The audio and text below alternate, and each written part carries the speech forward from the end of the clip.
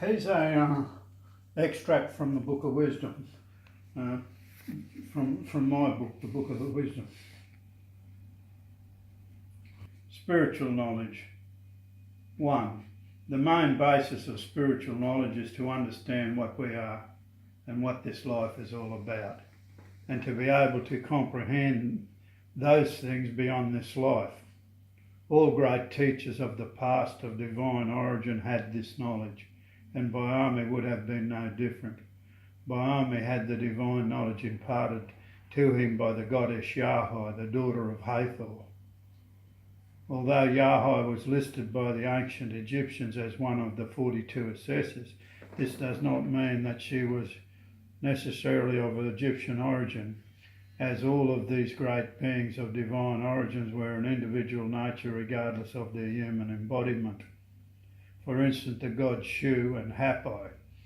Although regarded by the ancient Egyptians, Shu was recognised by the Chinese as one of their main gods, and Hapi is a little fat Buddha, one of the gods of India. This alone should testify to the facts that these divine teachers were of universal nature.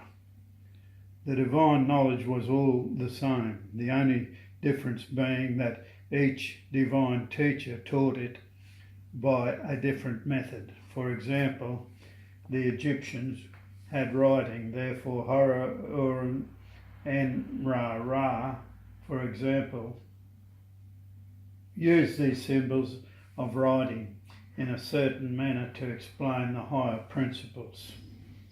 Thus the concepts of the Raharakati. The Aboriginal people of China did not have writing, therefore Shu taught them these principles by laying out the ground, long and short bits of monkey bones. Thus the concept of yin and yang. But both these teachings amounted to the same. Way back in the mist of time, Biame, having this divine knowledge, would have taught it to his people. What method of teaching he would have used and how much of his teachings have survived is still to be found out.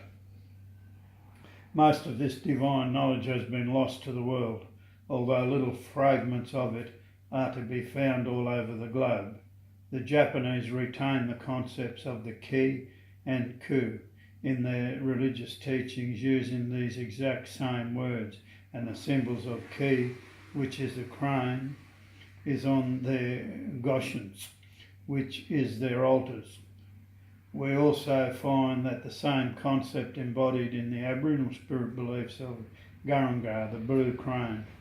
Ra is assumed to be ancient Egyptian god, but the Maori of New Zealand claim him as one of their gods, as do many other people of the Pacific region.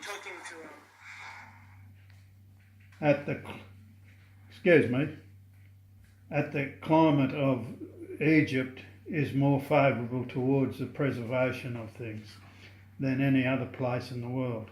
It has been much easier to reconstruct the ancient divine knowledge from that source. The ancient Egyptians have a hieroglyphical writing in which this knowledge was embodied, and this made it easy to put into modern form, which can be understood by all people. But all of this does not make this knowledge solely Egyptian, for the divine knowledge is a universal thing belonging to all people. Where Shu taught the concepts such as embodied in the Raharakati using monkey bones, so Biame most likely taught his people concepts by using surrounding things of nature. However, we all have been able to reconstruct these things from the Egyptian source. This will enable us to use this as a rule and a measure, and to eventually be able to put together the ancient teachings of Biame and come to understand the manner of which he presented these teachings of his people. Now, this is the last paragraph, and I believe that it is important, every word in this. Spiritual knowledge. 11.